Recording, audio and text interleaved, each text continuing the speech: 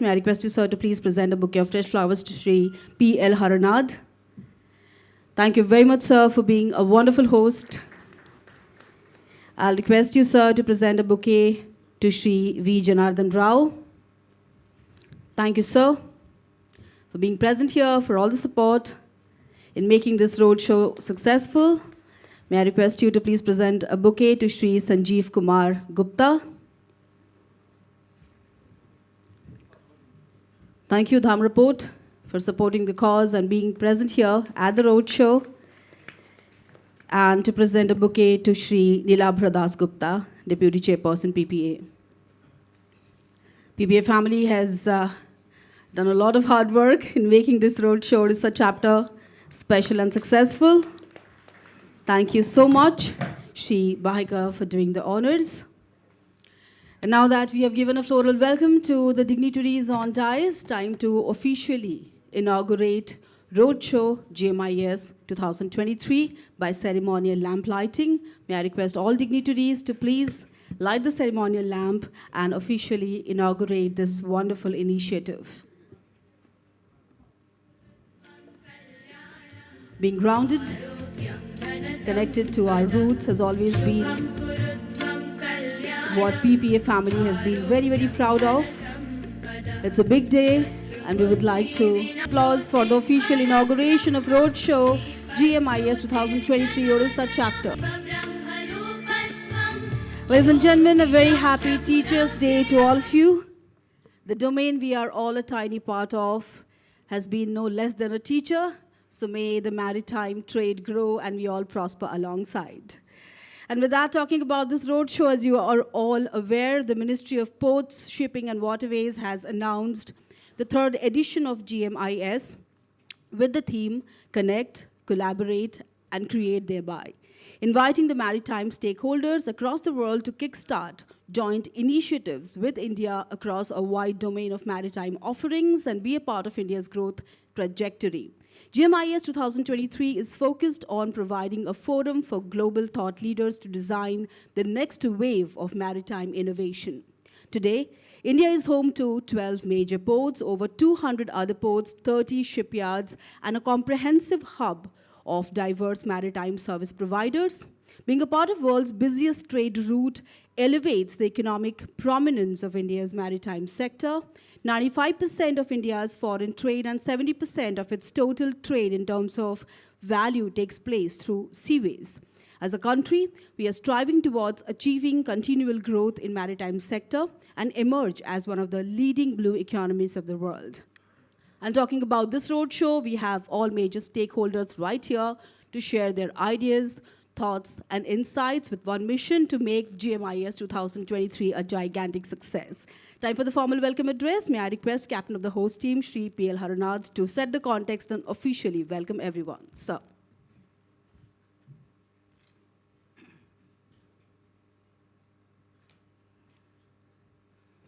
So good morning to all of you.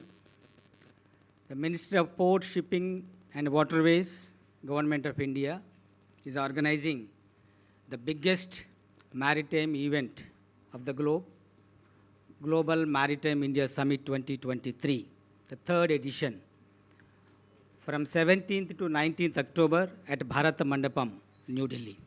So Honorable Prime Minister will be inaugurating the event.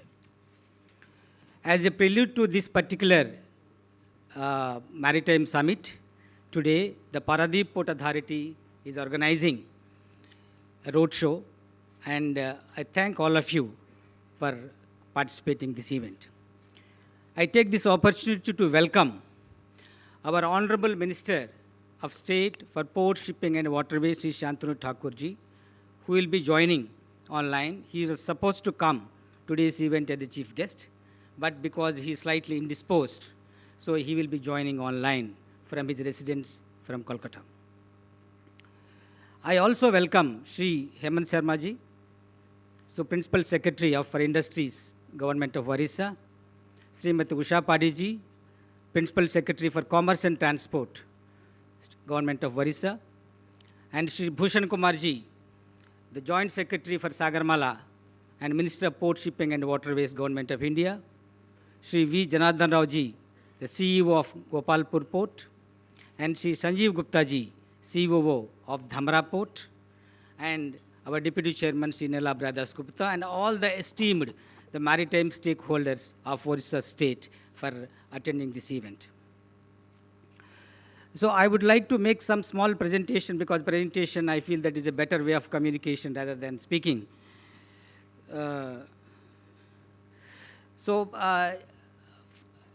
Last decade, the Indian maritime industry has witnessed a sea change. The change has not come in a tiny installment kind of growth. It is a transformation.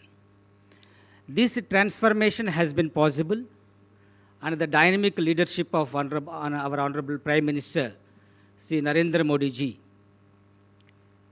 Last decade, a number of initiatives have been initiated by the Government of India. Maybe the Sagarmala program and the Maritime Ports Authorities Act, the Gati Shakti program, Maritime Vision, and in association with the general growth, wonderful growth in the GDP, has fueled this kind of transformation in the maritime sector in the last decade. Just you can see the figures. The traffic has gone to 1.4 billion tons last year, 22-23, 50% growth in the last one decade. The port capacity addition has been 1100 million tons per annum, out of which 800 million tons has come only from the major port sector. Then overall turnaround of the vessels for the entire port sector has improved by 55%. The coastal cargo, which is the most logistically convenient, environmentally suitable kind of mode, and has improved by 90% in the last decade. So if you can see the growth opportunity for the next decade. Today, of course, the data which has been presented by our statistical department is 1 year before.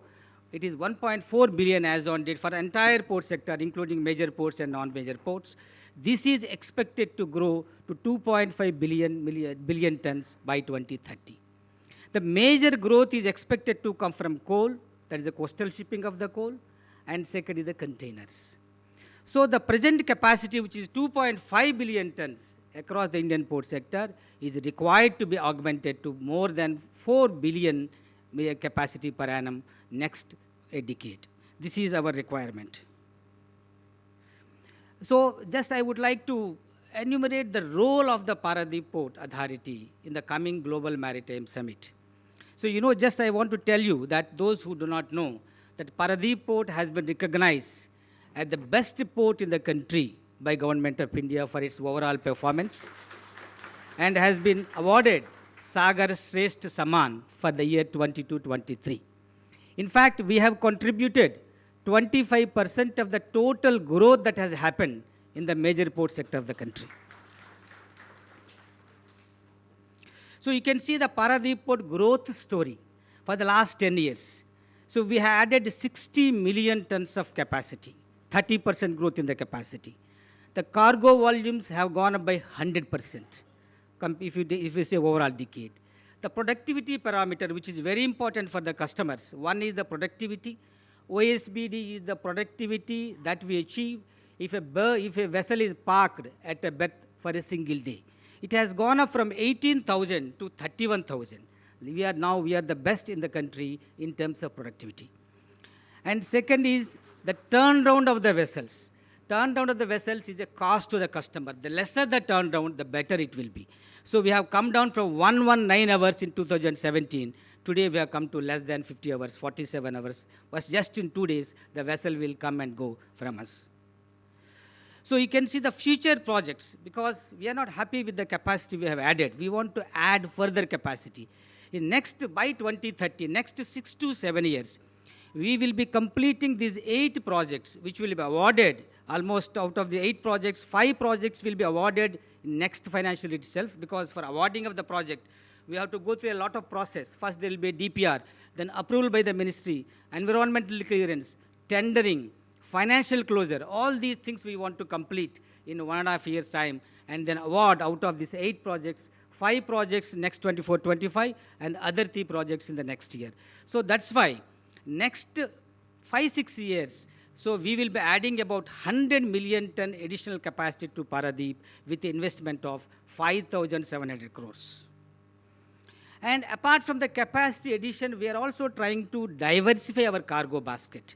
Traditionally, we relied upon the coal and iron ore, but it will be always subjected to the market risk over a period of time. So we want to diversify. We want to handle containers. For containers, we are developing a multimodal logistic park, which will be completed in 3-4 months' time. Then we have a clean container terminal cargo is available with 5 million ton capacity. We are expanding further. We are giving a lot of incentives to the container traffic to attract this, because we generate about more than 2 lakh TEUs per year in the very close hinterland of Paradip. Presently, this container traffic is moving towards Calcutta, towards Visakhapatnam, thereby incurring heavy logistic costs. Similarly, green hydrogen, green ammonia, the government of Orissa has been able to attract a lot of investment because of the ease of doing policies they are adopting. And it is considered one of the best, in fact, it's a paradise for investment in the country. And this green hydrogen, green ammonia projects we will be facilitating by having an exclusive green hydrogen, green ammonia berth of 5 million ton capacity. Similarly, we will be attracting gypsum, slag, LPG, ammonium nitrate, chemicals also. So a lot of investments are going to come in the state of Orissa near to Paradip. So we will be facilitating by increasing our North Oil jetty, by extension of North Oil jetty. So we want to handle this chemical traffic also. So we plan to diversify our cargo basket. In fact, we request all the trade and who are dealing with these type of commodities, please come to Paradip, and you please come to Paradip only if it is logistically convenient for you, because we are confident of providing a low-cost logistic solution for all of you. So this is our vision. By 2047, we will be expanding ourselves to 500 million ton capacity, the highest in the country. The last one, which important one to talk about, southwestern dock. In fact, this we have planned it after 2030, but now we want to prepone before 2030, because it will be a 25 million ton capacity exclusive dock. In fact, we will be offering it in the, for the global investors in the Global Maritime Summit. Because if you want to develop a new particular port of 25 million ton capacity, so it will be costing not less than 8 to 9,000 crores of rupees. So here the cost of this particular dock within our breakwaters will be not more than 3,000 crores. So if we can invest in the southwestern dock, it will be saving of about 1/3 of our investment will be saved. I request major stakeholders who are interested to participate in this, and they can come with us, and then we can prepone this particular southwestern dock before 2030. So apart from that, we are also, Paradip Port is a green port in making. So we are expecting the best practices of the world, and also the technological innovations which are being operated at a global level. We want to invite them to the Paradip, and so that they will also contribute in this making of Paradip into a green port. So we are planning to have a 100 megawatt solar power plant, where the investments we are expecting from different quarters, shore to ship power supply. All the vessels which come to Paradip, while they are parked, they will not be burning their carbon fuel. They will be using the electricity which is drawn from the renewable sources. And electrification and a green filling station for all the trucks, either LNG, CNG. So these are some of the things we will be adopting. And green hydrogen hub already I talked about. And the dust control measures, we would like to, some international investors, international technology partners who would like to provide a better solutions, we invite them in the summit. And the GMIS is a great opportunity platform, not only for Paradip Port, but also other ports of the Orissa, like Gopalpur, as well as the Dhamra port and the Suvarnarekha, Astaranga ports, which are going to come. Because all these ports, we should not compete with each other. We should collaborate, we should cooperate with each other, so that we'll be able to provide a logistically convenient ecosystem for all the stakeholders of state of Orissa, and provide a best possible logistic solution.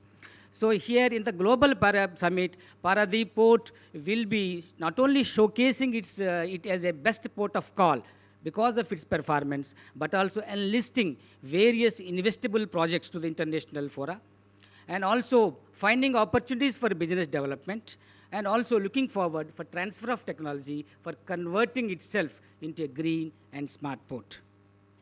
So these are the key opportunities we have already discussed, and then I request all of you to register for the sessions and for this particular summit, and this is the link available. Every one of you, I request that please register as a delegate or, and then participate in the various sessions and which are there in the summit. And second, this is the how to register for a sessions, individual sessions which are of interest to you.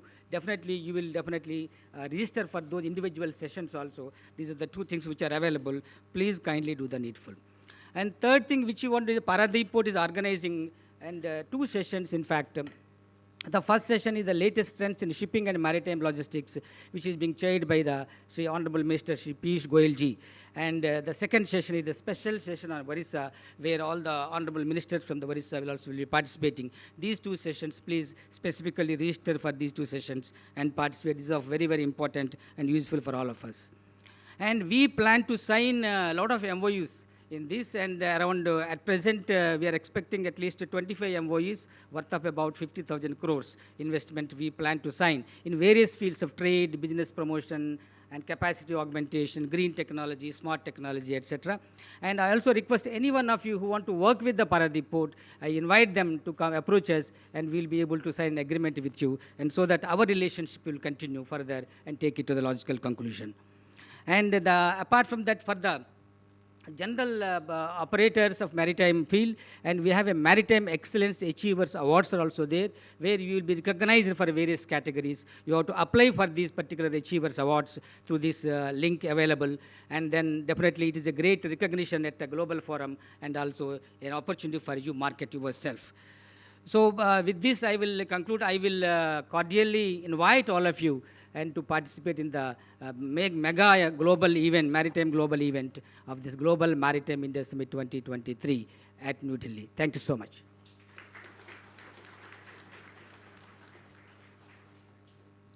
Thank you very much, Sri Haranath, for those informative words and overwhelming words of welcome. Ladies and gentlemen, coming up next is a very special audiovisual that will speak volumes about how significant the third edition of GMIS is going to be. Can we have the AV, please? A lighthouse of hope, a beacon of innovation, a port of progress. India's maritime sector, navigating the path to prosperity, has been a booming hub of growth and have made significant investments and collaborations in India's maritime sector, spanning across various areas. Additionally, Indian maritime investors are exploring global opportunities to diversify businesses. बीते 6-7 साल में port development और port lead development को लेकर जो काम हो रहा है उससे देश को नई ताकत मिल रही है. Already, the Sagarmala program is revolutionizing port-led developments through national and international collaborations.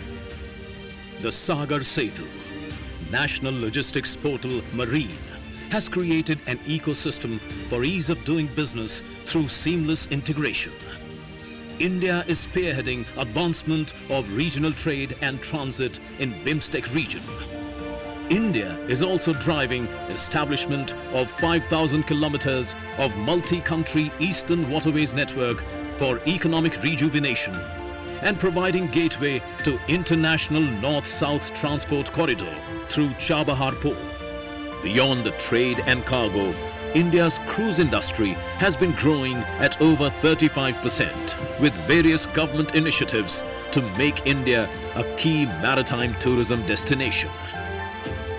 Further, the maritime sector will provide investment avenues to drive sustainability with focus on carbon-neutral ports, hydrogen hubs and green ships in Indian shipyards. These initiatives will open up waves of maritime in the coming decades. With the legacy of Maritime India Summits in 2016 and 2021, which paved the way for transformative collaborations and advancements, India is all set for the third edition of Global Maritime India Summit 2023. Whether you're an investor, a technology provider, or a maritime professional, you can connect, collaborate, and create for greater growth. A platform where nations unite, opportunities abound, and the future of maritime sector takes the center stage. Join us at the Global Maritime India Summit 2023.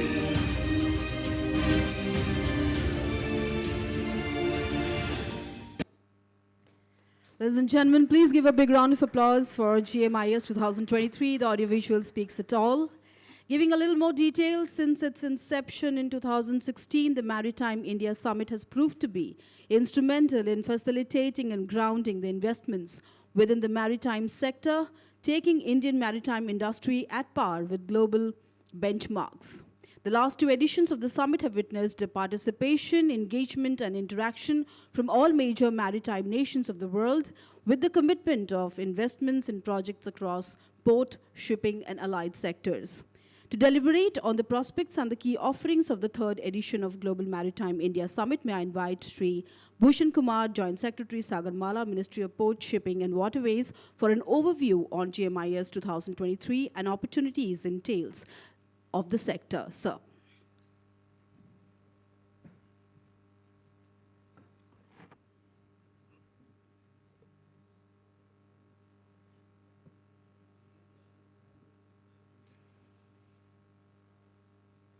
Respected dignitaries on the dais, respected delegates, my dear colleagues and friends from the media, ladies and gentlemen, very good afternoon to all of you. Namaskar.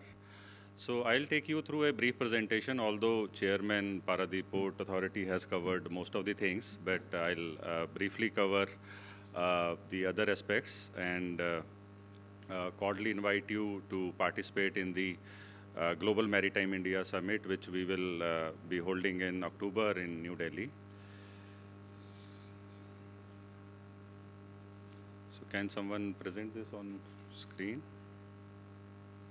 Presentation? Yeah, thank you. Yeah, on Indian maritime sector, I think Chairman Paradip Port has already covered. The total capacity in our port sector is around 2,600 million ton, and already Odisha is having the best port in the country and the fastest growing port in the country. On the shipbuilding side, we have 28 shipbuilding yards which are making large navy ships to small tugboats, all kind of ships we are making in our country. Also, we are having a large workforce, seafarers, more than 2.5 lakh seafarers are working across the globe in various shipping companies. And we have a huge ecosystem for ship recycling also. World's 1/3 volume of ship recycling we are handling in our country, mostly in Alang in Gujarat, but also on the eastern coast also we are handling small volumes. Then on the waterway side, we have 111 national waterways. Out of that, 23 are already operational. And work is going on the remaining one. And we are seeing tremendous growth in the waterways sector as well.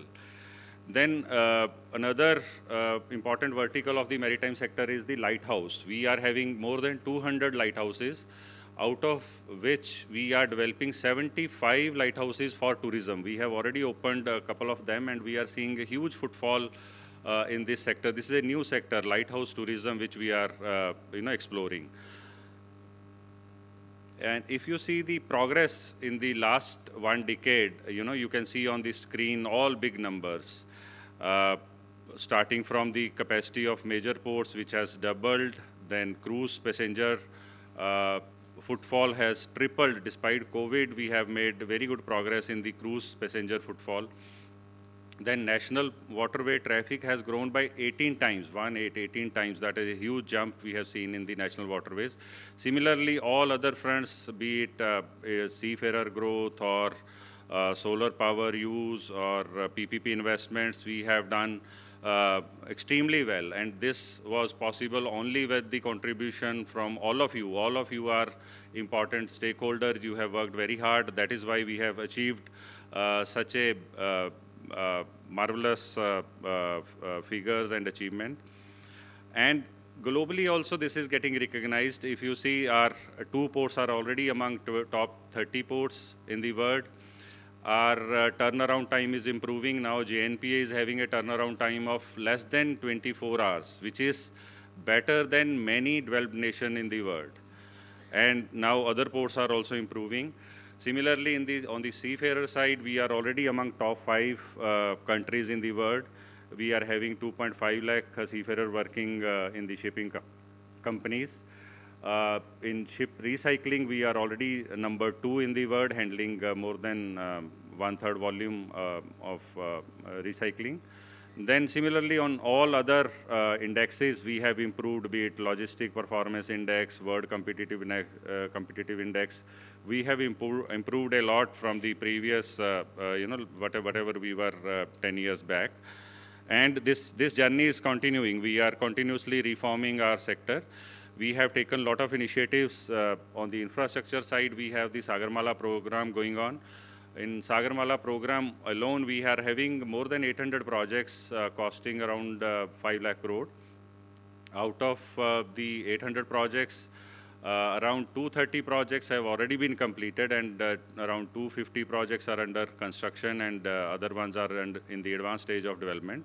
Similarly, to streamline our processes, reduce paperwork, we are digitalizing all the processes and paperwork. We have already launched National Logistic Portal, Marine, which is already active, and every day thousands of transactions are happening through National Logistic Portal.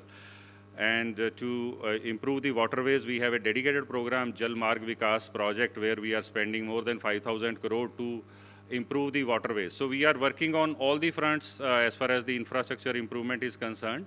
Similarly, on the softer side, on the investment facilitation side, we have recently revised the model concession agreement in consultation with all the stakeholders, where we have tried to balance the risk between the concessionaire and the concessioning authority. And also the clauses have been introduced to cater to the any dynamic market requirements, such as change of cargo and other things.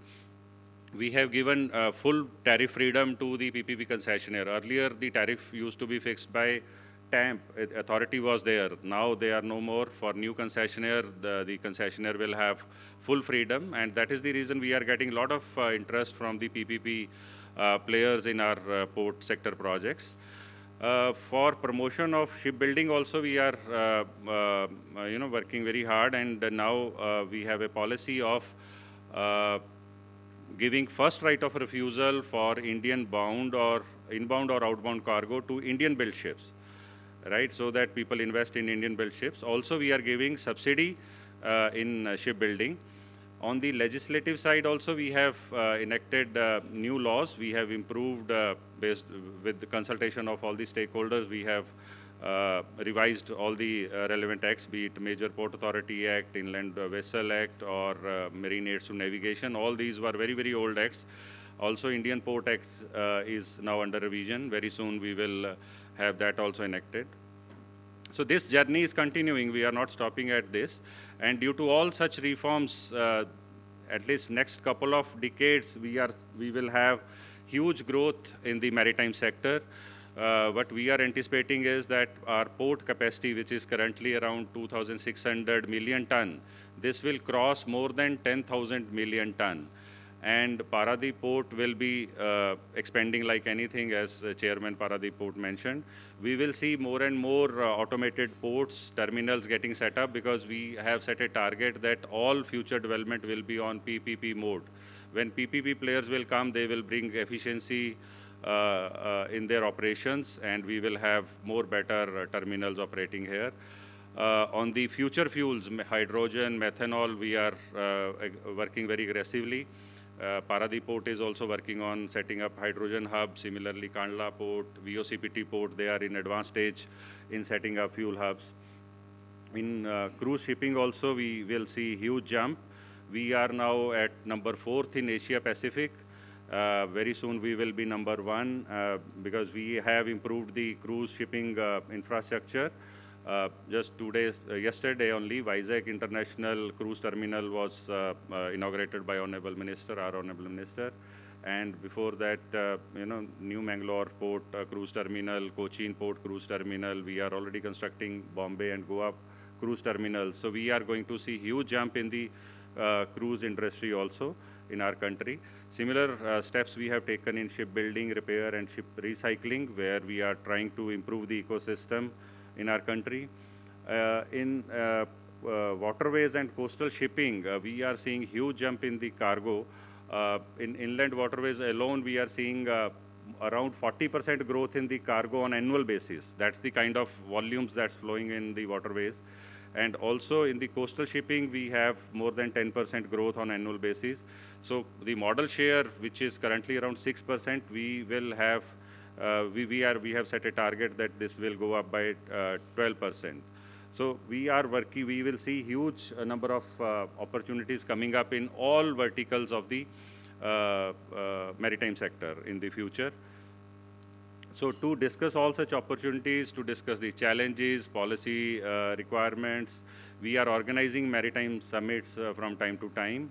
The first edition was in 2016, where more than 5,000 delegates participated from more than 40 countries. That was the time when Sagarmala program was launched, and this was a successful event. This was organized in Mumbai that time. The last event was in 21, which was on VC, because that time Corona was there. So in that also we have seen huge interest, where more than 100 countries participated and more than 20,000 delegates were there. That was the time when Maritime India Vision was launched by Honorable Prime Minister. Now we are coming up with the third edition, which is at a much larger global scale. So we are calling it as Global Maritime India Summit. We cordially invite all of you to be there from 17th to 19th of October in Delhi to attend this. In this event, we will have country sessions. We have invited more than 100 countries. And we are expecting participation or the special sessions by around 40 countries in this event. So all of you can take benefit of that presence of international investors there. You can showcase your state's opportunities, and you can also collaborate with them. And then we will have thematic sessions around nowadays, whatever new challenges or new opportunities are there, we will have thematic sessions around that. State sessions will be there. Odisha state will also have a session in the conference. Then there will be around 200 international and domestic exhibitors. We will have a large exhibition there. So please, if you are planning to showcase your products, your services, technology, then you can set up a stall there. You can contact our partner FICCI for setting up the exhibition. Then to recognize the outstanding performers, the ministry will give Maritime Excellence Achievers to such outstanding performers. And also we will have a dedicated session chaired by our Honorable Minister with CEOs of the industry to discuss all policy challenges and new reforms which are required. So this is a platform where all of us can collaborate and create more and more opportunities and take this maritime sector forward. We will be covering all kind of all areas in the summit. All verticals will be covered, be it smart ports, autonomous ports, decarbonization. A lot of work is going on in decarbonization. IMO is putting a lot of emphasis on using greener fuels. Coastal shipping, waterways, finance, insurance, arbitration, to safety, security, everything, all kind of opportunities will be there. So I request all of you to please come there, and as the tagline says, let us connect, make a network, collaborate, and create new opportunities for all of us. Once we will collaborate, then new opportunities will get created. And this is an important request and announcement that Maritime Excellence Achiever, the web portal is open. So please, you can apply for that, including major ports can also apply for that, and various kind of awards will be given. This last date is 15th of September. So please submit your documents if you have done good in the sector. So we will recognize your efforts.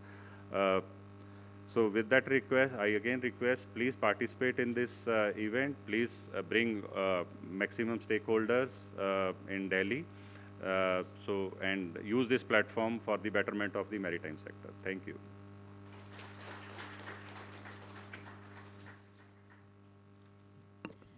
Thank you very much, sir, for the vivid presentation that spoke volumes about the exemplary achievements of the country when it comes to growth in maritime trade. And we wish the third edition of GMIS a grand success.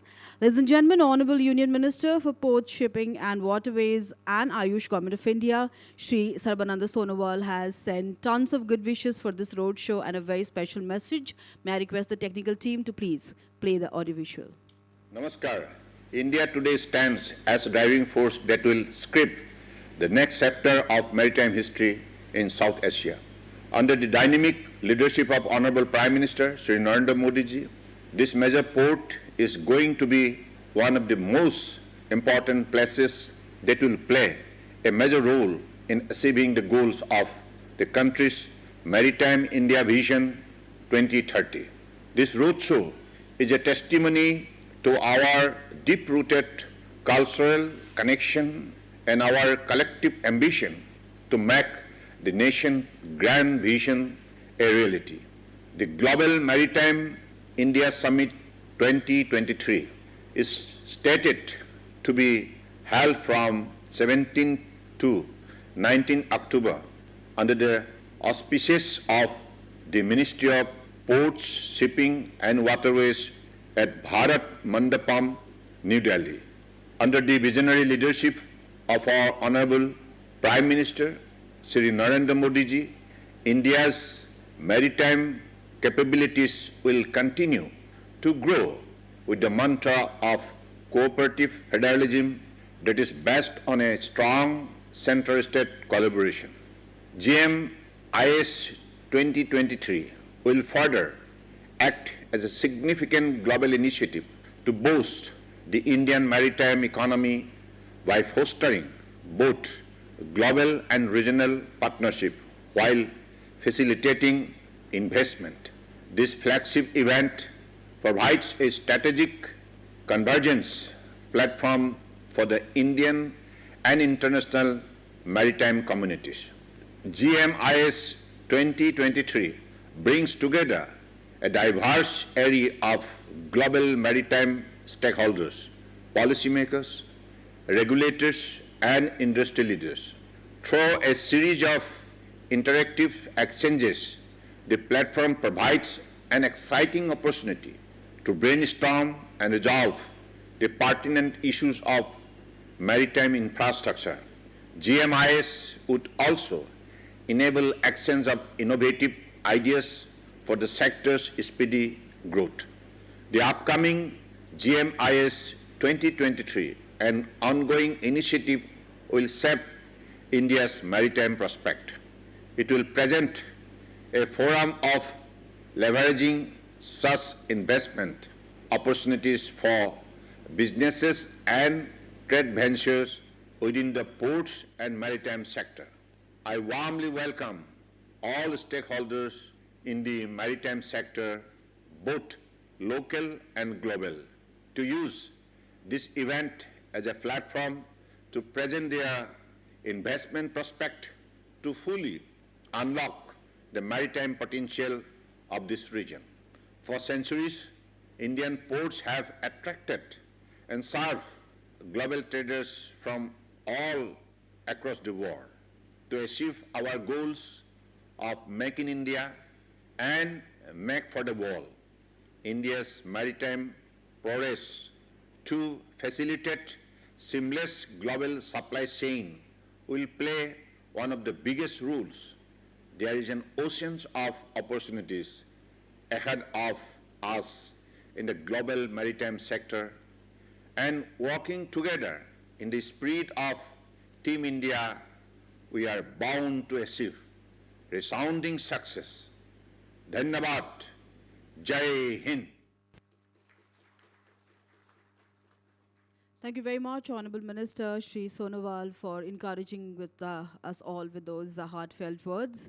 May I now request CEO Gopalpur Port, Shri V. Janardhan Rao, to address the House, please.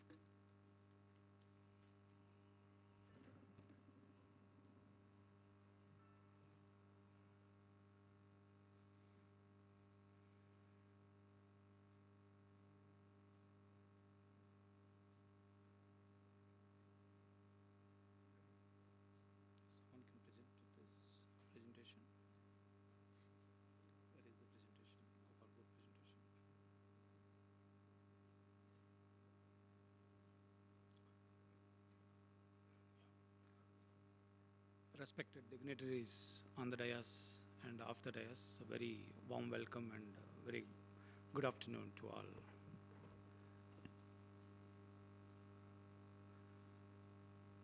This roadshow for this Global Maritime India Summit 2023, we all representing from the Orissa government.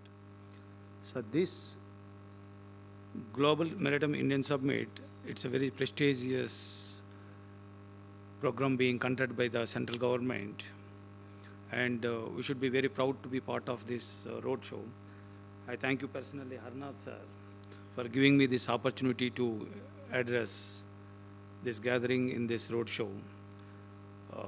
Before talking about this global summit, just I want to explain about our port. What is the opportunities in Orissa and in East Coast for investments and for the doing of the logistics and other maritime business. Is there presentation?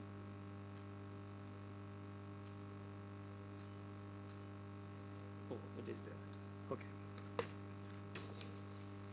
So I, Janardana Rao, CEO of Gopalpur Port, representing, and just briefly explain it is how this port is started and where we are and what is the growth potential and what is the investment opportunities in Gopalpur Port. We are in Ganjam district of Orissa.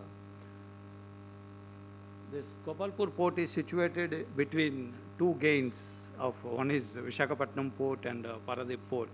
We are in between both the ports we are situated, and it is very close proximity to all mineral hubs. It is industrial hubs, and as well as in the Orissa state and Jharkhand and Chhattisgarh. We are presently handling most of the things. It is in bulk cargoes we are focused. This port is just started, full-fledged operation started from 2019. It is presently we are at a 20 million tons capacity. It can be augmented to up to 50 million ton capacity. Next. Gopalpur Port is having very good and excellent rail and road connectivity. This is the major important thing for this logistics and maritime industry, for connectivity of road and rail, which is very fortunate to be very adjacent to our main railway line, Aura-Chennai line. It is, and as well as National Highway 16. It is a 6 kilometers away from the both rail and road connectivity.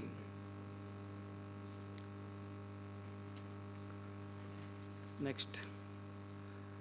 This is our present port infrastructure. We are fully all-weather port and all-season port, which is presently having 3 berths, which is having of multi-purpose berths of 800 meters of length. It is all we are capable of handling of up to Baby Cape, maybe 130,000 tons we can handle. We are having a 14.5 meters of the draft and 3 operational berths. And all these 3 berths is supported with 5 mobile harbor cranes. And we are also having a semi-mechanized coal unloading berth. And with a very good railway infrastructure with 8 railway sidings capable of 16 to 20 racks of loading or unloading, and a huge space for the storage for the 2.5 million tons capacity, and can be further increased to 4 to 5 million tons of storage capacity. This is the navigational infrastructure. This is up 3 kilometers. It's very less navigational time it will take. It's hardly 40 to 45 minutes for the navigational berthing time. We are having 600 meters of turning circle with 200 meters of channel width and 14.5 meters of the draft. All statutory rules are in place. Next. We are having one semi-mechanized coal unloading berth, which is an average discharge rate of 25,000 tons per day. It's for exclusively for the coal. And we are also having a very good railway loading system, which can be done in very less time, as good as a mechanized loading system. Next, railway yards we are having presently, it is almost all 8 sidings we are having. It is a 6 and plus 2 unloading sidings, but capable of doing of all unloading and loading of 20 racks per day, and can be further extendable 2-3 sidings. Since the platforms are ready, it is within 2-3 months we can gear up to another 4 to 5 sidings. Our expansion plan, this is very important for this global summit. What is the future opportunities and what is the growth potentials for the new investors are coming? It's more important is Gopalpur port is having plenty of land availability. As on today, the port is having 500 acres of the land, another 500 acres of the land which is going to come to the port. Of course, the two people, main important people, both Yaman Sharma ji and Usha Padev ji is here. So these are the people. It is very proactively how the central government is looking after this, the pace of the maritime sectors to grow. The state government is also same pace. They're matching the central government pace to develop the industrial growth and maritime sector growth in Odisha. I personally deal many times with these two people. The people are very proactive to encourage the industry, and the industrial promotion policies being implemented at ports is very encouraging. And we know that is all this maritime sector, it is all the states are participating, especially coastal states. Actively it's participating. One of the coastal states, East Coast, in Orissa also it is actively participating. East Coast in Orissa we are having a special potential, which is one is the mineral-rich state, and second thing is that manufacturing hub and maritime sector is a major, one of the major port like a Paradip port, Indian #1 port, which is also situated in Orissa. This is the three advantages we are having: it plenty of land and very friendly government, and as well as the authorities are used to help us for the industrial growth. They help in every step to encourage and promote the industries in Orissa. These are the investment opportunities. Today, presently, we are having 3 berths, but capable of increasing further more berths. 3 multi-purpose berths we are planning in the next 3 to 4 years down the line. 1 berth of fully mechanized Cape berth, and we are dredging it presently 14.5. We are increasing to 18.5 meters depth, and constructing 1 more Cape capable of handling berth, and 3 more multi-purpose berths also being developed. And one more important is this LNG terminal is also going up. We have already signed MOU, and land also allotted. With the help of the government, we are allotting very soonly land, and government approvals also in place shortly, and all the groundworks and surveys and other works are being done. Next. One more advantage for Gopalpur port is that if you see today, it is from Visakhapatnam till Kolkata, there is no container terminal. It is a Kolkata or Visakhapatnam. In between, there is no container port, and there is a lot of plenty of inquiries which is coming to the Gopalpur port for handling of container cargo. It is from the Orissa, Chhattisgarh, and many other parts of this Orissa. So there is a huge potential is for container, and we are also planning for developing of 1 container berth. Even today, we can capable of doing of container by using of the spreaders. We can immediately serve the trade with the container handling. And you people, most of the people knows that it is one more advantage for Gopalpur port is that we are very adjacent to the Tata Special Economic Zone, which is having a plenty of land bank, and they are very proactive. Now government is very focused at developing of Tata SEZ. Tata SEZ is also signing a lot of MOUs with the industries. Already Deepak Fertilizer is setting up a 1 million ton of ammonium plant, and also they have signed an agreement with Acme for setting up 1 million ton of green ammonia plant. These two plants also, they are utilizing the port services, that from the port only, they are all the imports and export is being, liquid business will be done through Gopalpur port. Port is already signed MOU with this Deepak Fertilizer. And next. Already I told you this, already Petronet LNG has signed an agreement with Gopalpur port for setting up 5 million tons of LNG terminal, which will be done in 2 phases. It is in very advanced stage of construction. Once we allot the land, immediately the groundwork and all the approvals are in place. And also already I told you, Deepak Fertilizer is already signed, the construction is on. They are also laying the pipeline connecting to the port and SEZ. Here one more thing is, most important thing is to say that it is, however, the port and SEZ, which is very adjacent to, we are hardly, it is 2 kilometers away from the port, there is an SEZ. The state government, Mr. Hamanji and Usha Padev madam, and with their initiative, ITCO is developing a utility corridor connecting between the port and as well as SEZ. Presently it is a 60 meter, it can be extended to 100 meters wide corridor connecting to SEZ and the port. which will have a easily, right-of-way access and laying of pipeline, road, as well as any of your utilities, conveyors, anything can be. If you want to establish any 100% exported-oriented unit in SEZ, you can comfortably use the port services without hindrance to your right-of-way access to the port to this. This will give you a lot of, savings in terms of logistics and other support services. So, as I told you, this storage facilities, we are having plenty of storage facilities we are giving for the liquid storage terminal also. We are planning for 1 million metric ton. And ACME, I told you to sign, it is already agreement with Tata SEZ. We are also being discussed to close this. In this form, I want to say that there is a huge infrastructure investment possibilities and opportunities in Gopalpur port.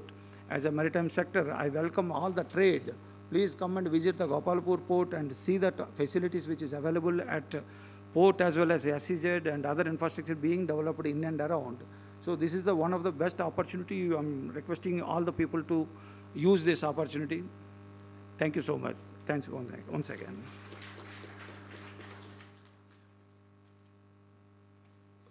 Thank you very much, sir, for the informative presentation, and we wish Gopalpur Port all the very best for the journey ahead. May I request CEO Dhamra Port, Shri Sanjeev Kumar Gupta, to please share his thoughts with the House.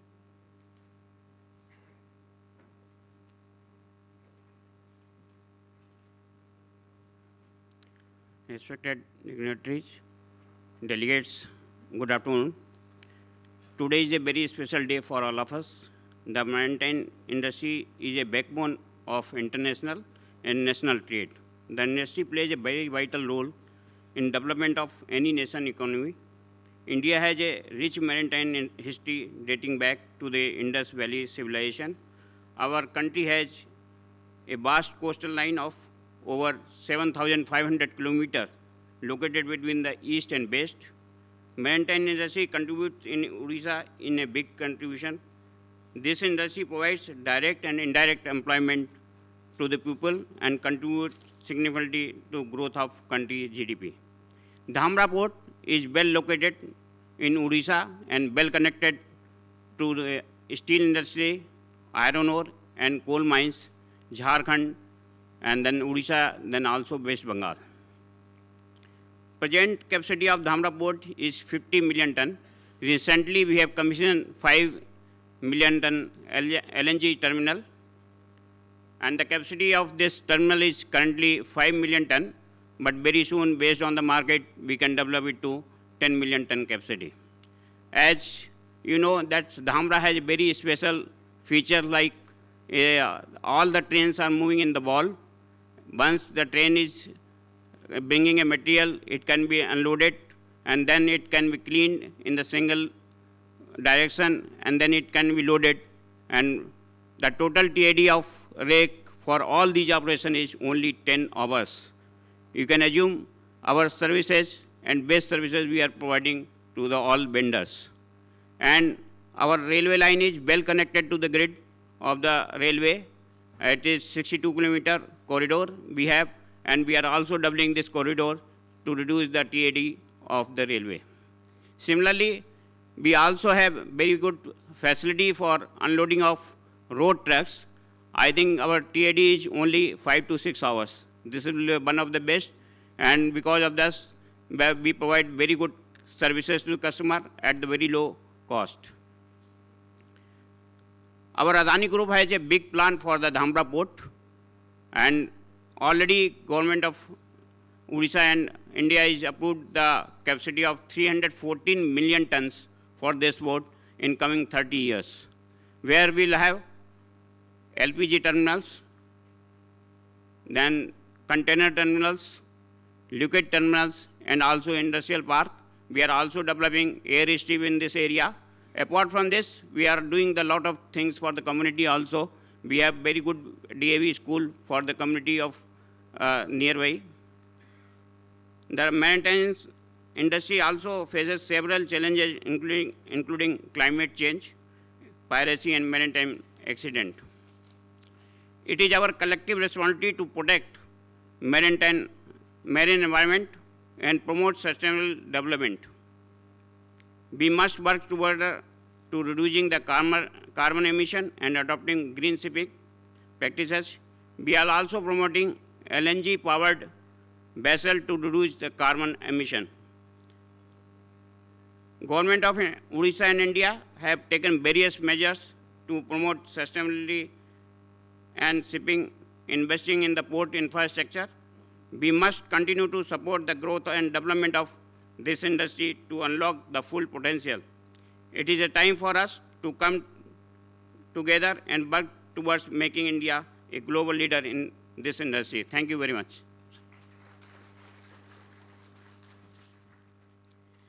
Thank you very much, Sri Gupta, for those encouraging words and good wishes to Dhamra Port family.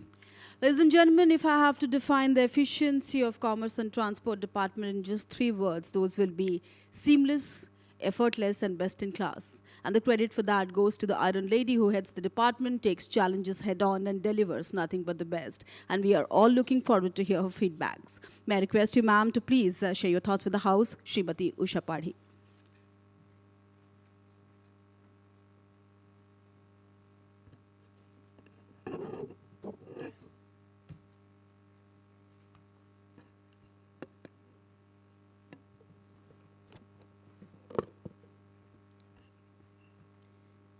Distinguished guest on the dais. Of the dais, delegates, representatives from media, all the representatives here, Samastanku Namaskar and a very good afternoon to all of you. At the outset, let me apologize for coming late. Though Mr. Harinath ji had told me long back that this is going to happen, but that is how the government system sometimes works, you know it. But my presence and Hemanji's presence shows that we are with you.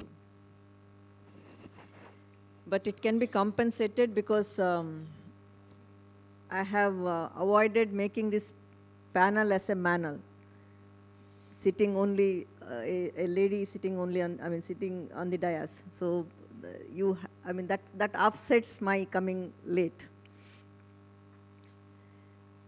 And thanks for giving the company.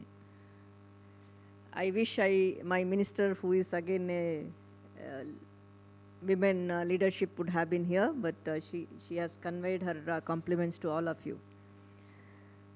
Just now you have heard from port, both, all the ports, starting with Paradip, then Dhamra, then Gopalpur. And Government of India side, Mr. Bhushan Kumarji, my old colleague, he has also addressed. So now the missing link is the state government, which we will be filling it up as a team, me and Hemanji here. So where do we stand? What is the relevance? In India, anything can be achieved. Whatever the achievement they were showing, that is really becomes transformational when everybody works in a concerted way. When Government of India is putting that vision 2030, certainly they have factored in the federal structure and the contribution which comes from the state. Odisha, for that matter, has a long, glorious maritime history. We say that 480 kilometers of our coastal area, but we have so many ports and jetties which are there. Just now we heard from Gopalpur port. At the same time, we have 2 private ports which are Gopalpur and Dhamra. All are working together, increasing the size of the pie, leading the growth in the region, and contributing for both for the state economy as well as the nation, where we are thinking of being at the top in coming few years. Recently, there was a report from RBI, none other than RBI, which shows that Odisha had almost like we were in second position, having around 11% of the investment, total investment which is coming in. You may be knowing that the competitiveness comes with efficient logistics, and port is one part of it.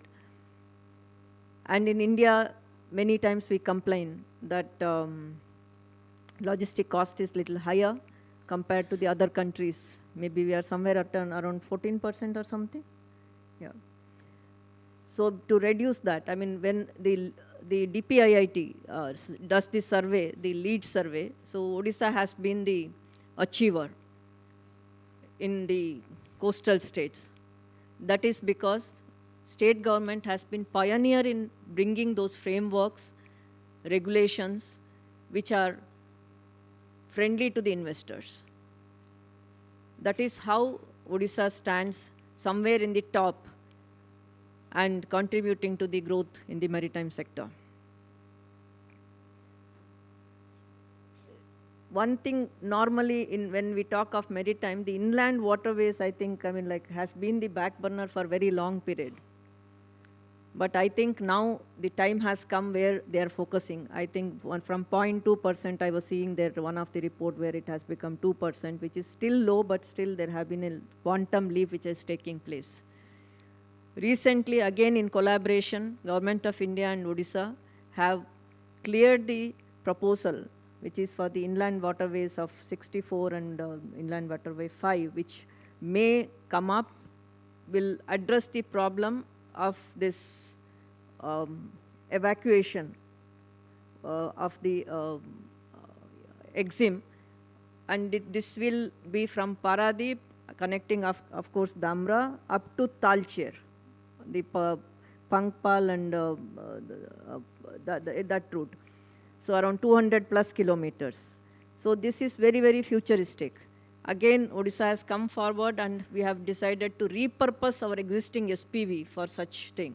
So again, it's a collaborative action where we will be able to highlight it, and maybe this is one of the, I mean, good opportunity for many of the private investment to come in and invest. I mean, this is one of the major thing which is going to happen in coming days. As I said, everybody has made the presentation, so I will make a very brief presentation. Maybe I have 20 slides, but I'll only cover 2 or 3 slides and try to tell how we would like to work with you, all of you, and how we will be a major partner when we go ahead in this path. We have around 14 notified port locations. Already we have some which are functioning, like Paradip is the major port, and we have Damra and Gopalpur, which as a minor port, non-major port, they have come up. Other than this, Astrang and Suvarnareka, which are ongoing. But that is not the interest which I am showing, but we have the number of notified locations where some type of feasibility report has, has been done. And these are all opportunities waiting to be explored, waiting to be harnessed. Some of the proposals are already there, which Hemanji will be covering during his talk, but there are many things which can happen.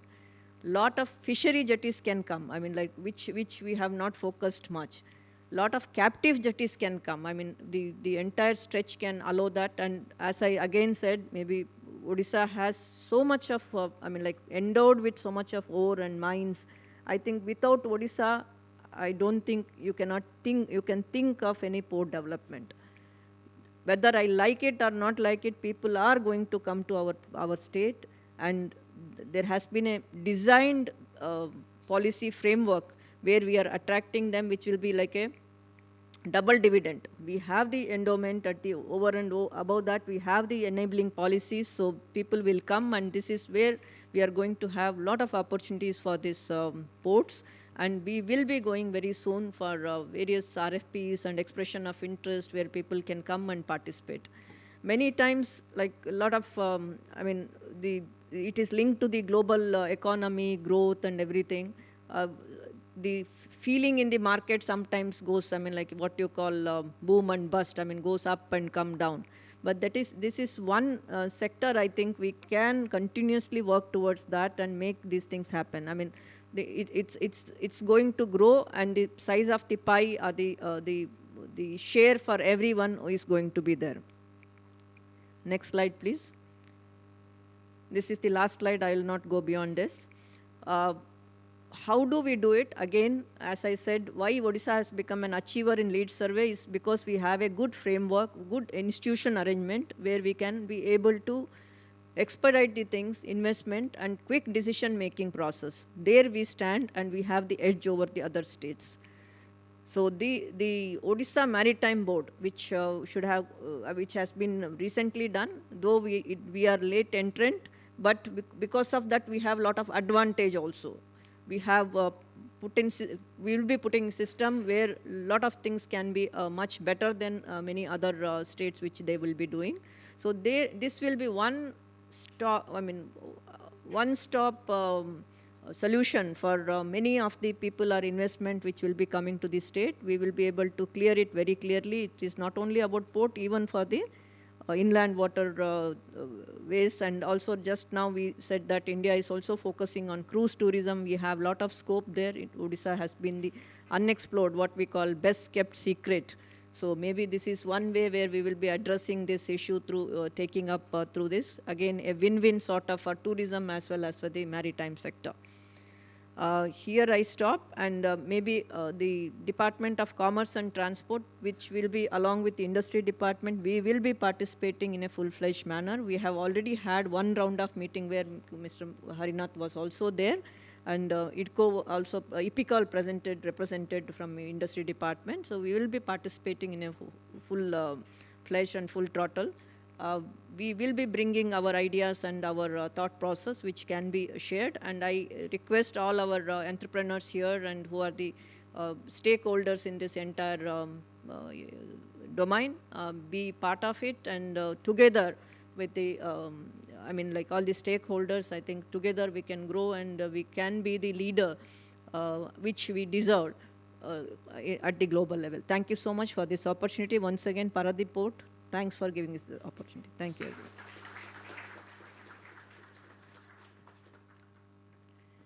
Thank you very much, ma'am, for sharing with us those thoughtful insights. Ladies and gentlemen, the industrial growth of Odisha in the last decade can be measured from the fact that we are the #1 choice for the biggest global entities when it comes to investment. Because the ease of doing business here is unmatched, and we do not just promise exponential growth, we deliver it. And the means and measures taken by the industry department in this regard has been absolutely one of its kind, revolutionary and futuristic.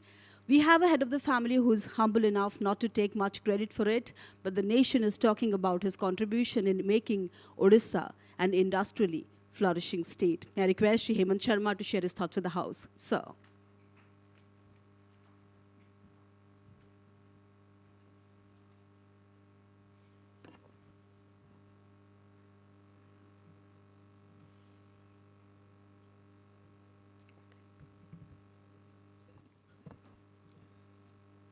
Honorable Union Ministers who are joining us in digital mode shortly, my colleague Ms. Padhi, who is not only leading the commerce and transport sector, but she is also leading the skill development and technical education sector in Odisha, which is intrinsically connected with the immense opportunities for employment which are hidden in the maritime sector. Our esteemed Mr. Harinath, Chairman, Paradip Port Authority, his colleague Mr. Das Gupta, Deputy Chairman, our esteemed guest from Government of India, Joint Secretary Shri Bhushan Kumarji, our two collaborators from Gopalpur Port, Mr. Rao and Mr. Gupta from the Dhamra Port. All of us are here for the roadshow of the Global Maritime India Summit, which is scheduled in the month of October. This would be the third edition of the event. And as we have seen in the presentations made, that the first two editions gave a lot of insights, almost prepared an action plan for future in terms of the vision for the country in the maritime sector.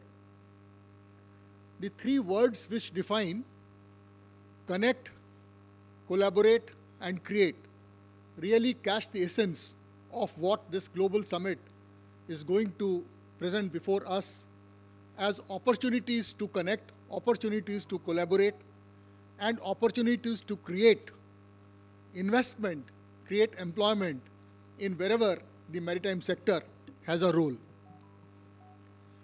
Now, why is it that this sector is important for Odisha? This sector is important for anywhere in the world. Why? Because transportation and logistics is integral to development.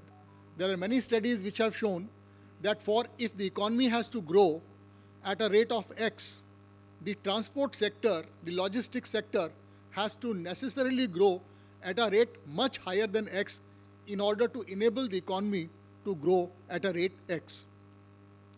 Now, I'll just very briefly present before you how the economic growth of Orissa, how the industrial growth of Orissa is not only dependent on maritime growth, but also creating more and more opportunities for maritime growth, and why this global maritime summit is extremely important for a state like Orissa, for all the stakeholders like you to jointly work with Government of India, with Paradip Port, with other stakeholders to present the opportunities in Orissa before the global audience. Now you know that Orissa is now at the center stage of industrial development in the country, including maritime development in the country. Harnaji mentioned that Paradip Port is the best port in the country. In fact, it is also the largest port in the country in terms of cargo handling. Why? Why would a port located in Orissa be not only the best, but the largest? That is because of the intrinsic wealth of Orissa, the opportunities which Orissa has presented before the stakeholders for creating wealth out of its advantages. And what are those advantages? These advantages are shown here.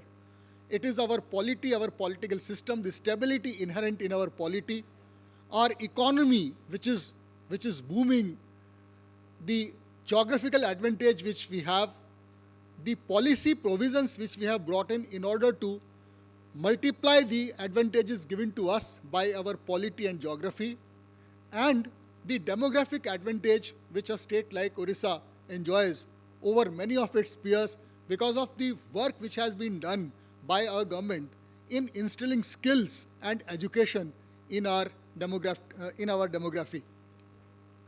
Now, you know that we have been led by our Honorable Chief Minister for more than 23 years now. Now, in an intensely democratic framework, for a government to be elected again and again for 23 plus years means that the government must have done something for the people of Orissa. Otherwise, it would not have been possible.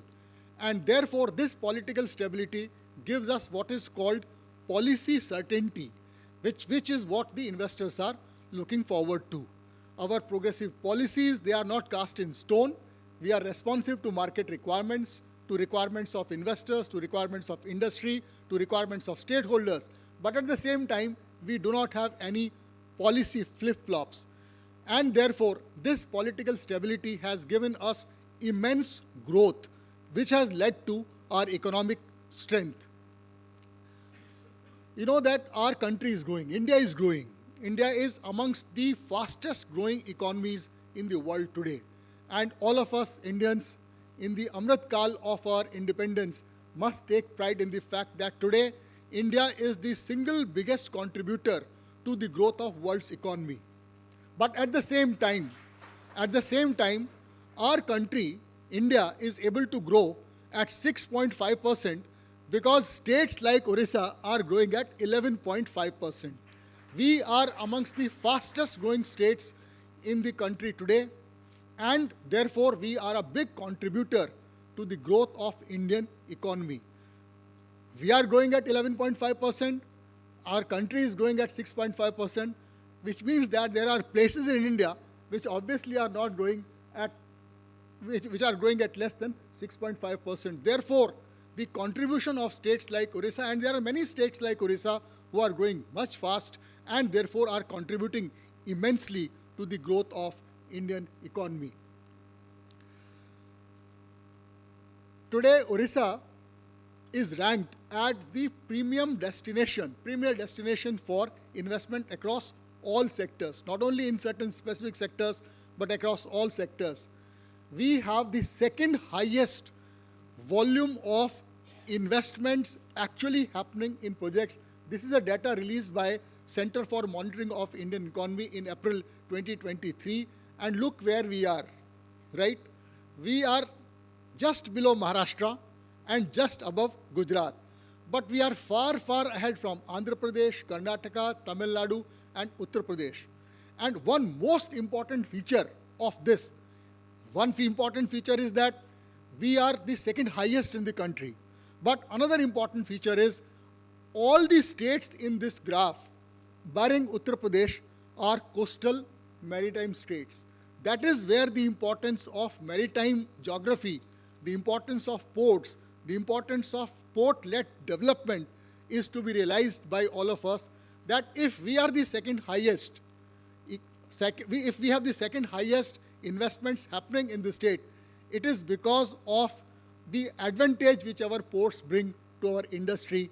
That is one of the important reasons of our growth, and that is why it is important for us, for you, and for all of us together to participate in the Global Maritime Summit. See, this is just another map of Orissa which shows our geographical and industrial advantage. All of us, you know it, but it is important to repeat it in front of the important stakeholders, those who have played a key role in making what Orissa it is today. We were always the largest producer of iron ore, bauxite, coal, chrome, manganese, and so many other minerals. But while retaining that advantage, taking advantages from Government of India policies of transparency and honesty and acceleration in our mineral development, we have also become, because of the policies of the state government, the largest producer of steel, the largest producer of stainless steel, the largest producer of alumina, the largest producer of aluminium in the country today. India's largest steel plant, India's second largest steel plant, India's third largest steel plant are in Orissa. No wonder that Paradip today is the largest port in India. And the fact that the largest port in India, Paradip, is also the best port in India is because of the work which is being done by us. You know, when I say that we have India's largest steel plant, it also means that we are going to have world's largest steel plant in Orissa. And when I say that we have India's second largest steel plant, it also means that very soon we are going to have world's second largest steel plant also in India. Where? At Paradip. Therefore, the opportunities which the mineral wealth of Orissa and the industrial growth of Orissa is bringing forth for the maritime sector is immense. Simultaneously, if we have to retain this advantage, if we have to build upon our advantage of industrial development, we must also simultaneously grow our ports, and then only we will be able to not only retain our position as the foremost and the most premier investment destination in the country, but at the same time be able to grow upon this advantage. Now, this is very interesting. What is port-led growth, right? A port is an infrastructure which is useless without other infrastructure. You cannot have a port without a railway line. You cannot have a port without multiple roadways. You also cannot have a port without multiple service providers sitting inside the port. Just having Paradip Port or Gopalpur Port or Dhamra Port or Suvarnrekha or Mundra or Hazira or Vishakhapatnam or Srikakulam is not important. They are all what is called the starting point, the initiators of development. Look at Paradip Port today. How many transport providers, how many economic operators, how many bank branches, how many custom clearing houses are co-located at Paradip or at Vishakhapatnam or at Dhamra or at Gopalpur, and how many railway lines, how many roadways have to converge at the port locations in order for the real advantage of a port for a state's economy to be known. This is what this map shows. we have taken pains, we have invested heavily in our infrastructure, hinterland infrastructure, in order to connect Paradip, Dhamra, Gopalpur and all the upcoming port locations to our mineral belt as also to our industrial belt. You will find that this investment is not only in ports, but it is also in connecting the ports to where the cargoes are coming or where the cargoes are going. Today, Orissa is amongst the state governments who invests 50% in all the road and rail projects which connect ports to our industrial belts. I don't know whether you are aware, we are investors in the Haridaspur Paradip railway line. We are also investors in all the other hinterland railway lines which connect our industrial and mineral areas to our ports. Why? Because we understand the importance of infrastructure, industrial infrastructure, transportation infrastructure, logistics infrastructure, which enables us to bring out the real advantage of ports. This is where the advantage lies. And what you see in this graphics is just the tip of the iceberg. As and when more other ports develop and they are connected to our hinterland, this story will not only remain limited to Orissa, because ports are never about one state. If a port is limited to one state, then we will never be able to get real advantage out of the port. And this is what this map shows. Look at this map of India and see where Orissa is located. Andhra, Telangana, Orissa, Chhattisgarh, Jharkhand, Bihar, Bengal, Assam, and the entire northeast. This is what is called East Northeast India. And this part of the country is 1/3 of India's population. 50 crores of India's population is housed in this area. The advantage of Orissa lies in being central to this part and being able to provide logistics and transport services to this entire hinterland. This is the area of India which is fastest growing in terms of demand aggregators for any segment of product or services, whether it is phones or telecom equipment, cars or electric vehicles, shirts or belts, shoes or socks, computer services or port services, banking services, you name any product category or any service category, data proves that this part of India is the fastest growing sector. Now, if for rest of the country, for north, west and south, which have immensely grown in the last few decades, if they were to serve this portion of our country, which is the real demand center in future, therefore presence in Orissa and presence on Orissa-based ports is a must. Also look at this map of the country and see that there is a vertical line which divides the north, west, south to east, south. This is that vertical line which divides. Imagine our country on this vertical axis on the left side and on the right side of this vertical axis. Where in this part of the world, the east central part of India, would you have opportunities for new ports to come up? And even if you have opportunities for new ports to come up, where else will you have ports which have hinterland to the extent of thousands of acres? Today, when we talk of Gopalpur, we are not only talking of Gopalpur as a port, we are talking of 3,500 acres of area which is just abutting the port for port-led growth. When we talk of Dhamra, we are not only talking of the 5 million tons LNG terminal, which is today India's largest terminal, but we are also talking of 5,000 acres of land just across the port, which is available for industrial development. So also at Paradip, so also at Suvarnapur, and so also at the other captive ports which are coming up in Orissa. Next. Now this is what we called port-led development. Port development, all of you know, coming up of new ports with connectivity. But what is port-led development? Port-led development is what we have seen in Gujarat. Port-led development is what we have seen in Maharashtra. Port-led development means that when you plan for a port typically will come up in 500 acres.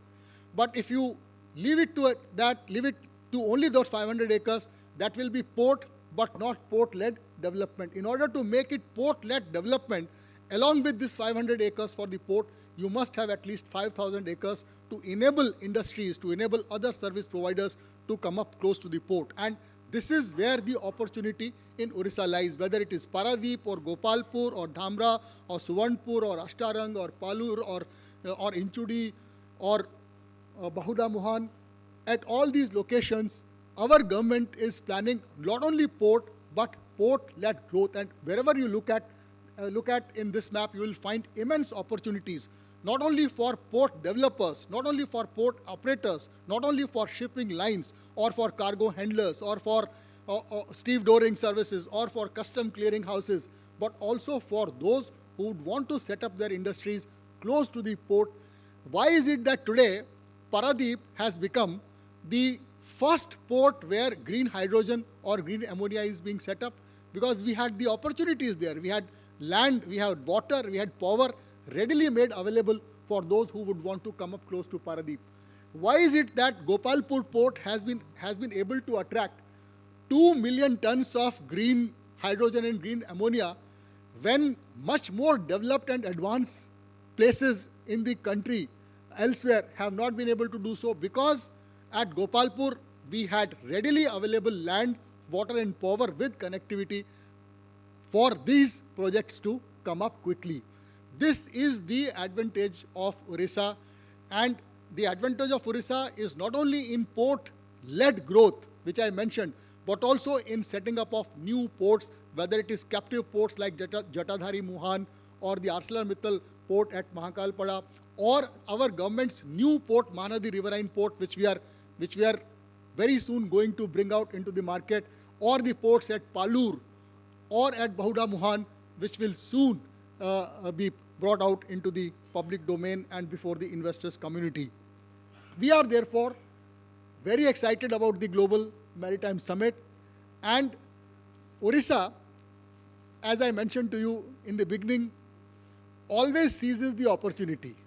How have we seized the opportunity for maritime growth? We have seized this opportunity in two ways. One is the development of ports, which is the port policy. Our port policy of 2022 is very progressive. Today, it is the best policy in the country.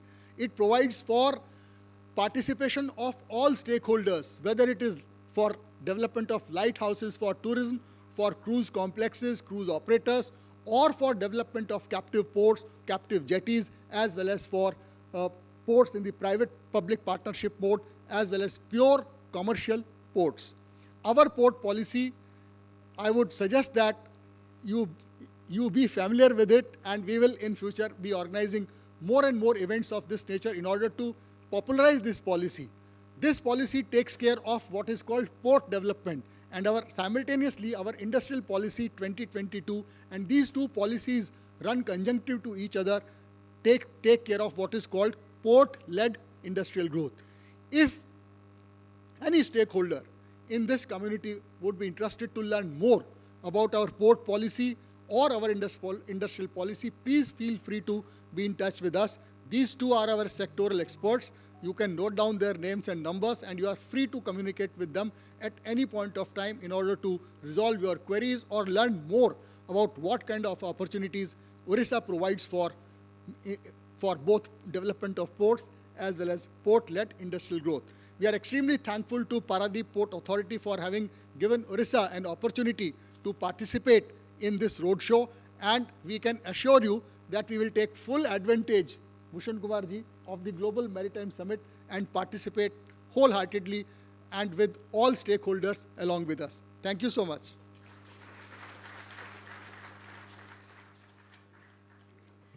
Thank you very much, sir, for the insightful presentation. Congratulations, Industry Department, for its exemplary success. And thank you for all the good words about PPA family that will motivate us to work harder in future. Thank you very much. Ladies and gentlemen, it's an absolute honor for the House to be having with us Honorable Minister for State, Ports, Shipping and Waterways, Government of India, Shri Shantanu Thakur, under whose able leadership the maritime trade of the nation is thriving. Can we have a round of applause for the Honorable Chief Guest, please? And may I request you, sir, to please honor the House with your address, Shri Thakur.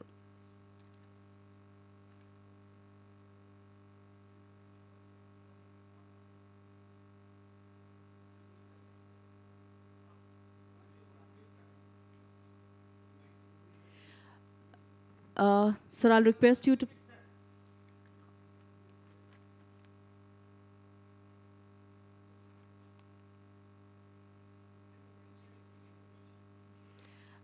Sir, may I request someone to please unmute the device? We cannot hear you.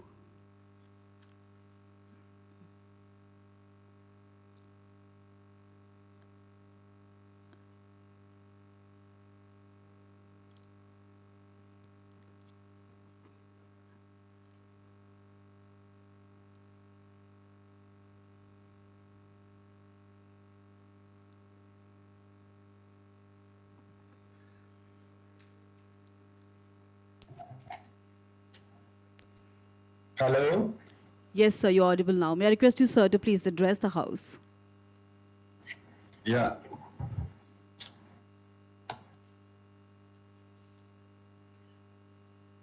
Video kothay? What is video? Yeah, namaskar to everyone.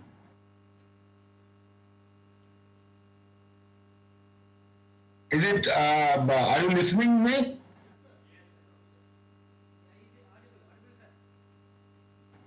You're absolutely audible, sir. Yeah, namaskar to everyone, all of you. Today in this great events, here is present Sri P.L. Harananji, Chairman of Port Shipping and Waterways, Chairman of Paradip, Sri Bhushan Kumarji, J. Sagarmala, Ministry of Port Shipping and Waterways, Sri Hemant Sharma, Principal Secretary, Industries Department, Government of Odisha, Srimati Usha Padiji, Principal Secretary, Commerce and Transport Department, Government of Odisha, Sri V. Janardhan Raoji, Chief Executive Officer, Gopalpur Ports Limited, Sri Sanjeev Kumar Gupta ji, Chief Executive Officer, Dhamra Port Company Limited, Sri Nilavra Dasgupta ji, Deputy Chairman, Paradip Port Authority, other senior officials, distinguished guests, and ladies and gentlemen, I like to say that the Harananji personally requested to me to preside this ceremony, this roadshow, and I finalized this day. But unfortunately, due to my some own reason, I couldn't participate at that roadshow. That's why I feel very sorry for that. But I manage my time by this, conversation. So today, I like to say that this is a very important issue for us, and so many technical issues I have listened since long time. But I like to say what is the actual our demand by this ministry or by this subject. Actually, our Honorable Prime Minister and his future thought is to progress, is to bring the economy, lot of economy generation by this our port shipping and waterways. ये तभी सफल होगा, मैं थोड़ा सा हिंदी में explain करूंगा, ये तभी सफल होगा माननीय प्रधानमंत्री जी का ये फ्यूचर थॉट, जब हम लोगों ने अच्छी तरह से हम ट्रेड कर पाएंगे. ट्रेड का मतलब है माननीय प्रधानमंत्री जी ने सबसे पहले एक बात को रखे हैं, वो है लोकल फॉर वोकल. इसका मतलब है लोकल में जो हमारा हर जिले में, हर राज्य में जो प्रोडक्ट हम लोग उत्पाद करते हैं, उस उत्पाद को हम लोगों को नेशनली और इंटरनेशनली हमको परिचित कराना पड़ेगा, और बाहर के जो देश हैं उसमें उसका डिमांड बढ़ाना पड़ेगा.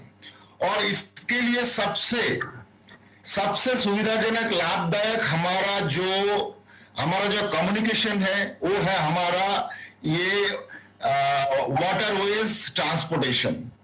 तो इसके द्वारा हम लोग सबसे पहले जान सकते हैं कि हम हमारे भारत महासागर को कितने अच्छी तरीके से हम लोग यूज कर पाए, क्योंकि वर्ल्ड के 13% ट्रेड हमारे इस भारत महासागर से होता है, लेकिन पिछले हम 75 सालों से बहुत अच्छी तरीके से इस ओशन को हम लोग अच्छी तरह से यूज नहीं कर पा रहे थे, क्योंकि ये हमारा पिछले गवर्नमेंट का ये हमारा एक क्या कहते हैं जो lose thought of this sort of important things.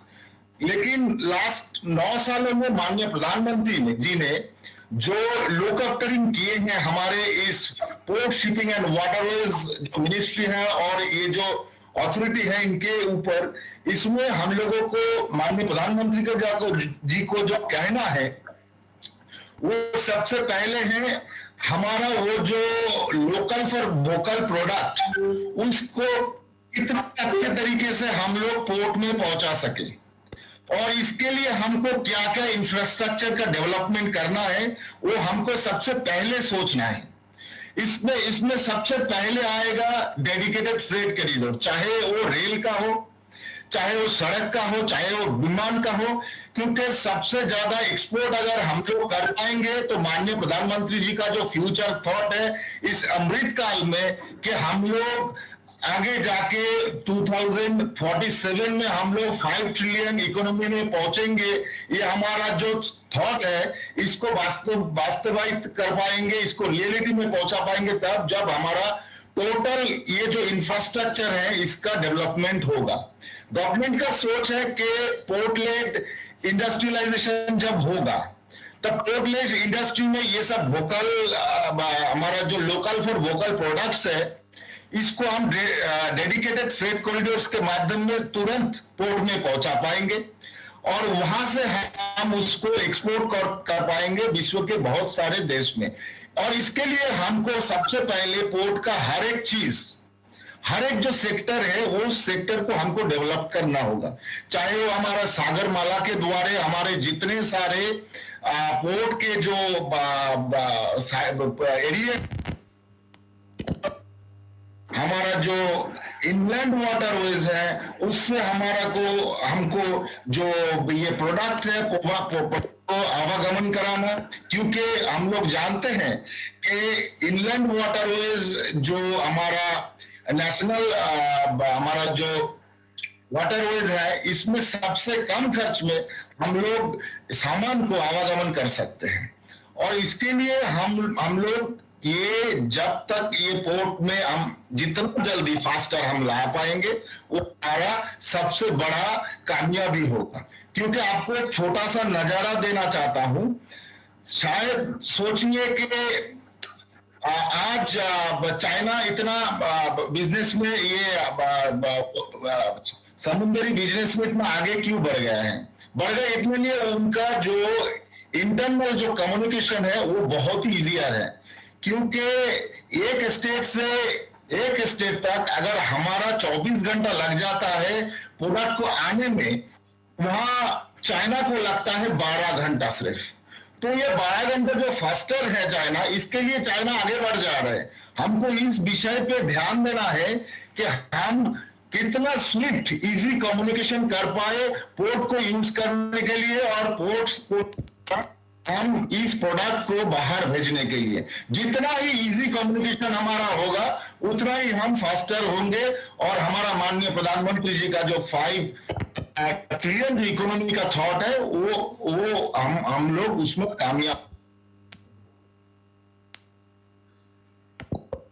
हम हमारे हरानंद जी को धन्यवाद देना चाहते हैं कि अभी पारादीप का जो इंफ्रास्ट्रक्चर है, जो कामयाबी है, वो मैं एप्रिशिएट करता हूं इसलिए कि 2014 तक, 14 से पहले यहाँ का जो टोटल जो हमारा जो ये हुआ था पोर्ट कार्गो जो हैंडलिंग हो रहा था वो था 68 मिलियन टनेज, बट लास्ट 9 सालों में वो जाके पहुंचा है 135.35 मिलियन टनेज। तो लगभग हम लोग देखे हैं कि 6 से 7 सालों में ये टनेज जो हैंडलिंग जो कर रहे हैं, कार्गो हैंडलिंग का जो प्रोसेस है, ये 100 गुना ज्यादा बढ़ गया है। तो इसके लिए ये जो टेक्निकली प्रोसेस लिया जा रहा है हमारे पारादीप के द्वारा, ये बहुत ही हमारे लिए एक क्या कहेंगे, मतलब कि एक बहुत बड़ा फ्यूचर प्रोग्रेसिव थॉट है। और ये फ्यूचर प्रोग्रेसिव थॉट के लिए पारादीप एक समय जाके बहुत ही अच्छा ट्रेड हब बन सकता है, क्योंकि अगर भौगोलिक रूप से हम देखें कि पारादीप ये उड़ीसा में हमारा जो नेचुरल रिसोर्स है, ये नेचुरल रिसोर्स बहुत ही मूल्यवान है। ये शायद हमारे अंतरराष्ट्रीय ये आवागमन और हमारे एक्सपोर्ट के लिए, बाहरी देश के एक्सपोर्ट के लिए, आवागमन के लिए ये पोर्ट एक एसेंशियल जियोग्राफी प्लेस कहा जा सकता है। हम मानते हैं आगे जाके हमारे ये हरानंद जी के और हमारे जितने सारे उनके साथी हैं, हमारे पोर्ट के जो साथी हैं, सब ने मिलकर हमारे इस कामयाब को, माननीय प्रधानमंत्री जी को जो ये फ्यूचर थॉट है, इसको सफल करेंगे। खास करके सागरमाला जो इनिशिएटिव लिए हैं, ये बहुत ही अच्छा है। भारत को आगे बढ़ाने के लिए बहुत बड़ा ही थॉट माननीय प्रधानमंत्री जी के 2015 में लिया गया था, और मैं मानता हूं भूषण जी भी बहुत ही कामयाबी से ये काम कर रहे हैं। आगे जाके पारादीप एक बहुत बड़ा हब और पोर्ट के, एक भारतवर्ष में श्रेष्ठ पोर्ट, वर्ल्ड में एक श्रेष्ठ पोर्ट बने, ये हमारा थॉट है। इसी के साथ मैं सभी को और एक बार मेरा हार्दिक अभिनंदन करते हुए मेरा बात को विराम देता हूं। जय हिंद, नमस्कार, Vande Mataram. Thank you so much, sir, for honoring us with your enlightening words. And we from Odisha vow to do our share to make GMIS 2023 a gigantic success. Thank you so much. Can we have another round of applause for the Honorable Chief Guest? Thank you so much, sir. Ladies and gentlemen, we have small tokens of gratitude for all the dignitaries on the dais. May I request Head of our family, Shri P.L. Haranath, to present token of gratitude to the dignitaries, to esteemed Principal Secretary Industries, Shri Hemant Sharma ji. There's a traditional Angavastra and a small token of gratitude from PPI family. Thank you very much, Shri Sharma, for those overwhelming words and the support. May I request you, sir, to present a token of gratitude to esteemed Principal Secretary, Commerce and Transport, Madam Usha Padi ji. Thank you, ma'am, having you here. And all those supportive words mean so much to PPI family.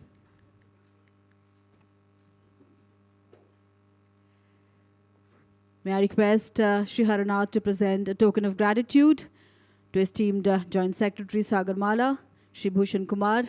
Thank you very much, sir, for being here in Odisha for this road show and for all the hard work the ministry is doing to make GMIS a signature initiative every year. Congratulations and good luck for 2023. May I request Shri Haranath to present a token of gratitude to Shri V. Janardhan Rao. Thank you, Shri Rao, and thank you, Gopalpur Ports.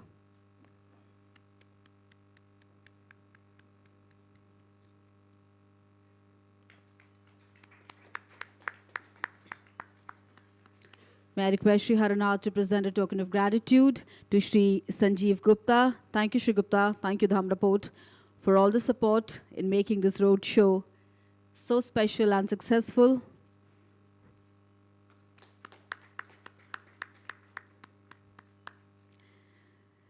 Can we have a round of applause for the host team, led by Shri Haranath? Thank you very much, sir, for doing the honors.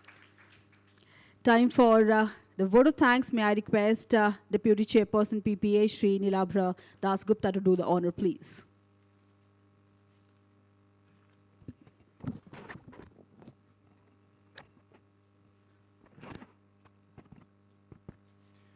Respected dignitaries on and off the stage, delegates, guests of honor, ladies and gentlemen, good afternoon.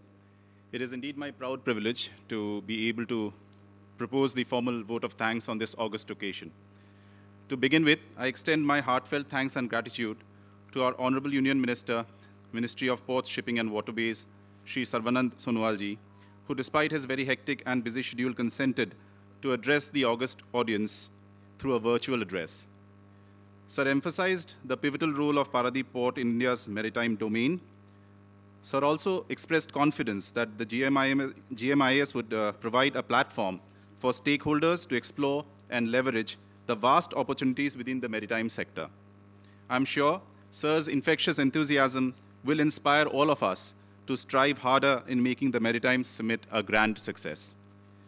Our heartfelt thanks to Honorable Minister of State, Ministry of Ports, Shipping, Shri Shantanu Thakur Sir, who graced the occasion through video conferencing and gave a clarion call for everyone's presence on the grand GMIS Summit to be held in October in Delhi.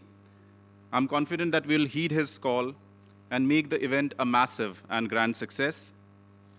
My heartfelt thanks to Shri Hemant Sharma, IAS Principal Secretary Industries, State of Odisha.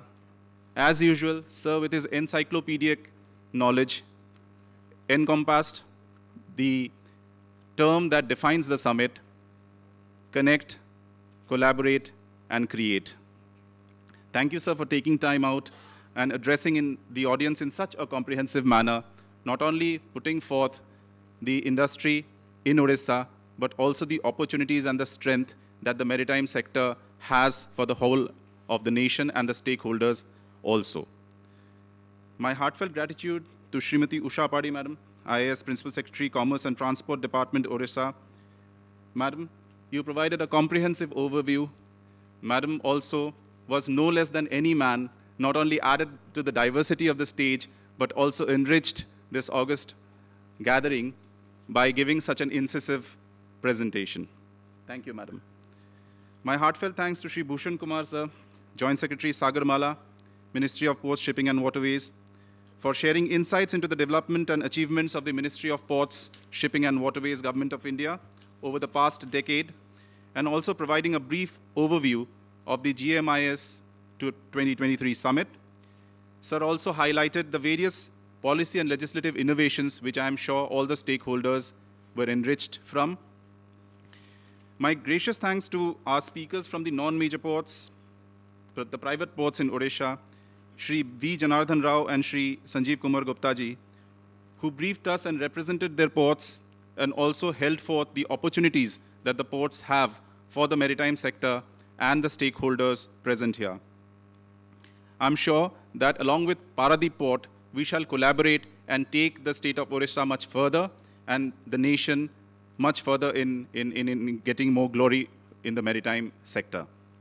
I thank Shri P.L. Haranath sir, Chairman Paradip Port, who captained this event and guided us throughout. I thank friends from the media, both audiovisual and print. Without the media, any kind of outreach is almost impossible, and it is your help and assistance which I'm sure will also ensure that the Global Maritime India Summit is a grand success.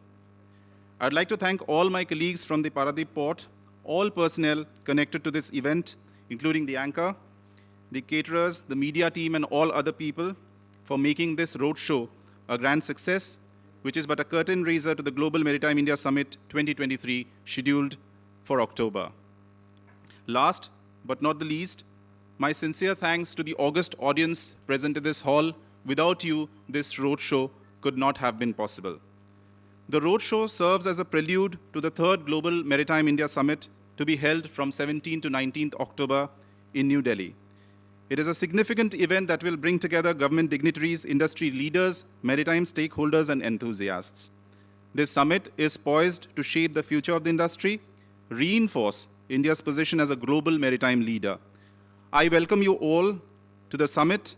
I invite you all to the summit, and we look forward to your continued support and active involvement in making the Global Maritime India Summit 2023 a resounding success. Thank you all. Thank you once again, and I invite you all for lunch. Jai Hind.